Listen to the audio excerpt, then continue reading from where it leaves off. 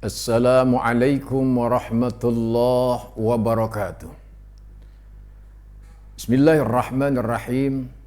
Alhamdulillahi rabbil alamin.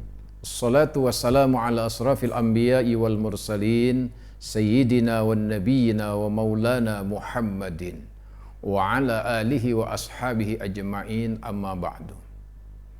Para pemirsa Al-Baqiyah TV dimanapun Anda berada, puji syukur kita panjatkan ke hadirat Allah. Alhamdulillah, kita jumpa kembali dalam kajian Ramadan kali ini. Saya akan menyampaikan tentang Al-Quran sebagai petunjuk bagi manusia. Salah satu keistimewaan dari Ramadan adalah Allah turunkan Al-Quran di bulan ini. Sebagaimana Allah berfirman, Bismillahirrahmanirrahim. Syahrul Ramadhan alladzi unzila fi'il Qur'an hudal linnas wa bayyinati minal huda'i wal furqan.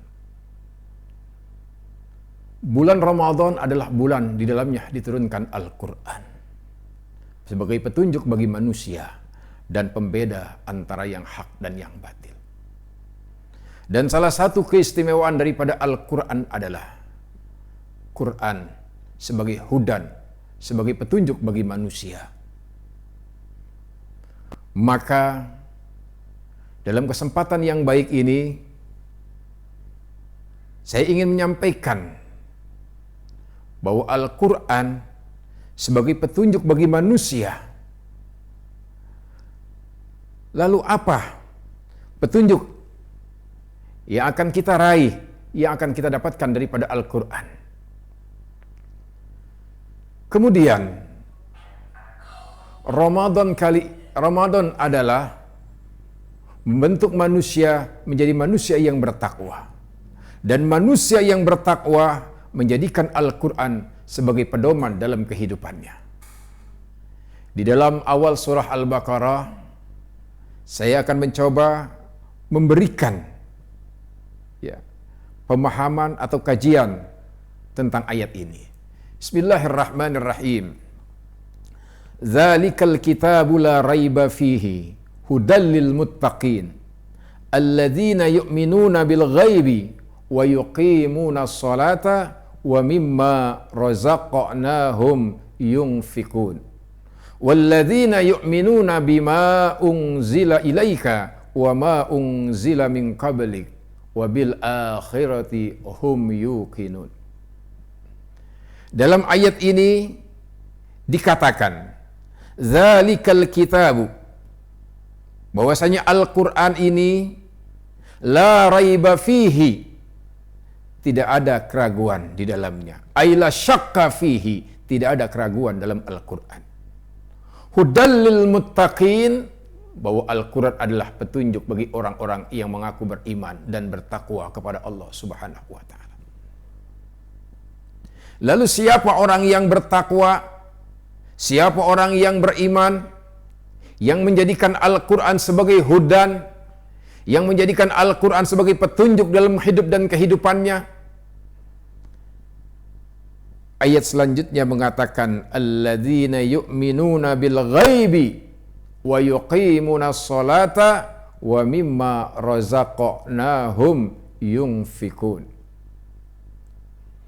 Orang yang bertakwa, yang menjadikan Al-Quran sebagai petunjuk dalam kehidupannya adalah, yang pertama, alladzina yu'minuna bil ghaibi, yaitu orang-orang yang beriman, yang percaya kepada hal-hal yang bersifat gaib.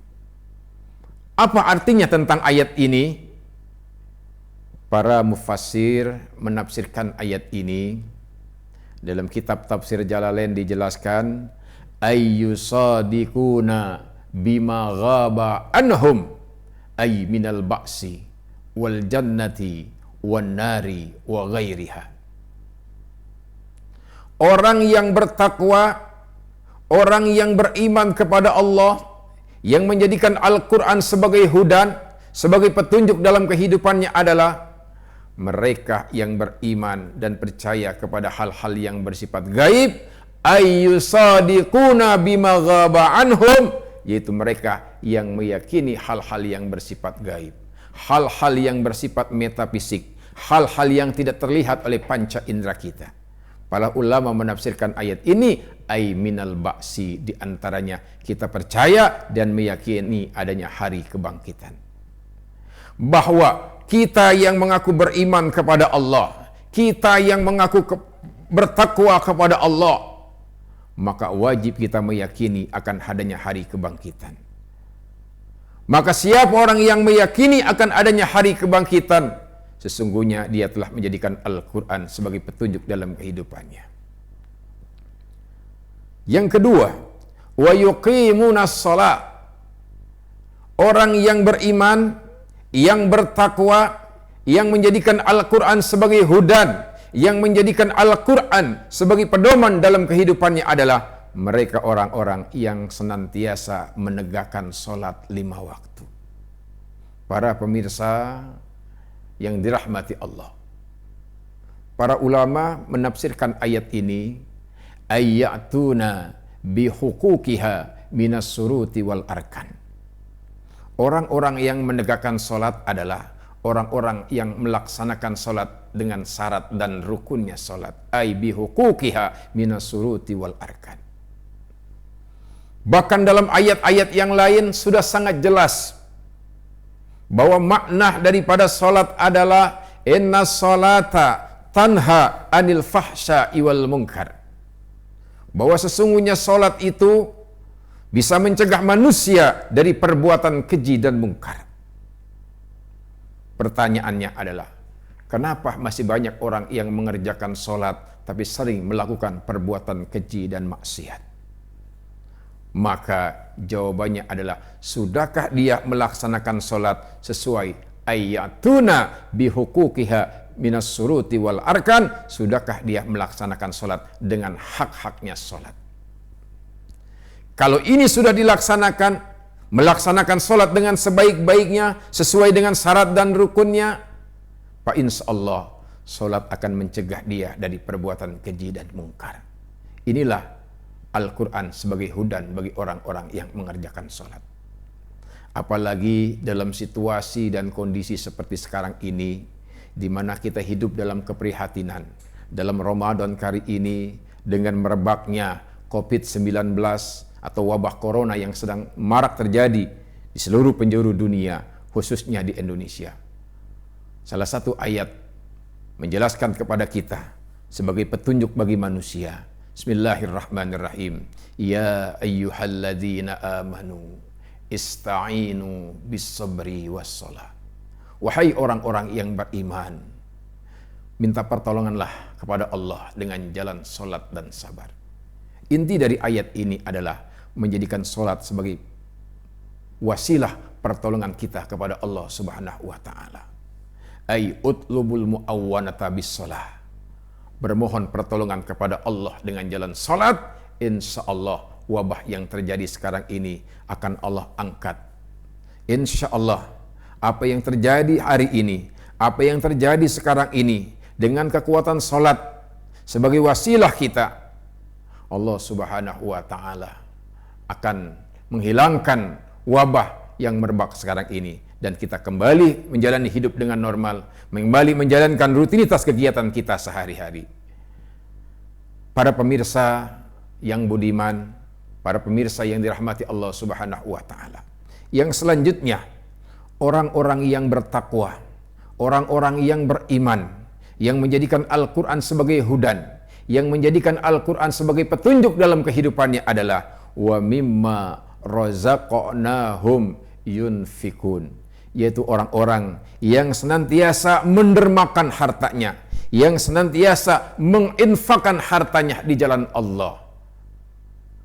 Sekali lagi, dalam kondisi sekarang ini, di banyak saudara-saudara kita yang hidup dalam kesusahan, banyak korban-korban PHK, banyak ya orang-orang yang tidak bisa bekerja seperti biasanya, banyak orang yang kesulitan dalam mencari nafkah karena keterbatasan waktu dan tempat. Yang sekarang ini kita hidup dalam serba keterbatasan. Maka uluran tangan, kedermawanan kita bagi orang-orang yang telah diberikan amanah oleh Allah diberikan keluasan rizki oleh Allah.